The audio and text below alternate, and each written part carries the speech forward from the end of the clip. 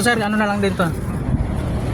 Yung ano sir, pwede nyo try tapakan po yung gas kung matatapakan nyo, tsaka yung preno. Ah, sige. Try ko lang. Ayan. Hindi naman sa gabal.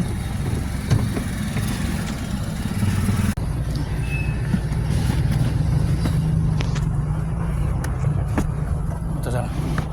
Ayan na lang. Ayan sir, pasok yan. Ayan. Tapos sir, ito po, kailangan na sa ilalim. Ah, ito. Yan, ganyan po.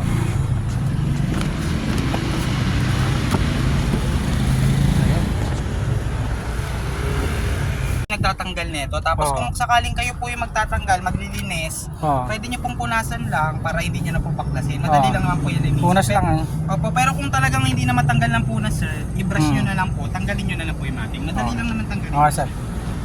Ilis nyo po yung mating nyo para hindi siya mabilis maluma. Isprayan nyo lang po lagi nito pagkatapos. Hmm.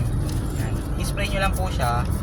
Yan. Tapos punasan nyo po ng basahan. Kung may microfiber po kayo, mas okay siya para mas even po yung pagkakaano. Oo. Yan, kagaya po yan. Ito may coating na. Ito wala pa. Ito, madulas lang po siya pag una. Pag natuyo siya, mawawala na po yung dulas niya. Hmm. Tapos pwede nyo rin po siyang gamitin sa mga ganito. Ay, Yan, yung sample mga po ano. natin. Opo, yung mga black, wag lang sa leather. Oo. Pero yung mga ganito po, pwede po yan. Hmm. Para may protection po siya. Yan. Sa dashboard, pwede rin po to sa ganun. Oo. Yung pinaka dashboard. Para hindi po na